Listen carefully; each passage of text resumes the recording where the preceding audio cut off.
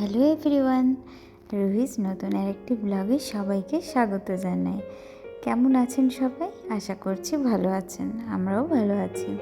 আমার মেয়ের যখন 2 থেকে 2.5 মাস বয়স, ওর মুখে আঙুল দেওয়াটা না তখন থেকেই শুরু হয়েছে এবং ধীরে ধীরে সেটা বাড়তে বাড়তে বাড়তে বাড়তে এতটাই বেড়েছে, এখন আমার মেয়ের সারাদিনের ওইটাই রুটিন হয়েছে।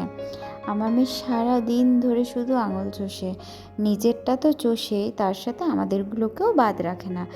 ডক্টরকে জিজ্ঞাসা করেছিলাম, ডক্টর বলেছিল যে 3-4 মাস থেকে একটা বাচ্চা এরকমভাবে আঙুল চুষতে আরম্ভ করে, কিন্তু আমার মেয়ে একটু আগে থেকেই আরম্ভ করেছে।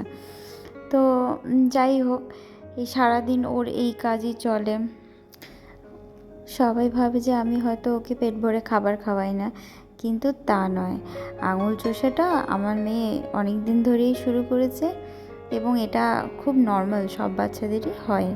আমার মেয়ে কিন্তু শুধু হাতের আঙুল না, ওর হাতের সামনে ও যেটা পায় ও কিন্তু সেটাকেই চেষ্টা করে যে মুখে ঢোকানো যায় কী করে, কিন্তু সব জিনিসটাও পারে না। যখন পারে না তখন ও খুব চেঁচামেচি করে।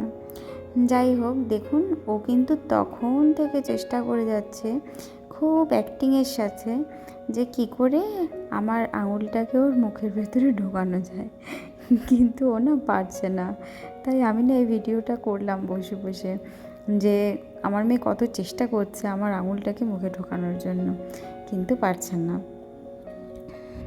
আপনাদের মনে হতেই পারে যে আমি তো রোজ ভিডিও দিচ্ছি, নতুন নতুন রুহির ভিডিও শেয়ার করছি, কিন্তু রুহির মুখটা কেন ভিজিবল করছি না, কেন হাইড করে দিচ্ছি?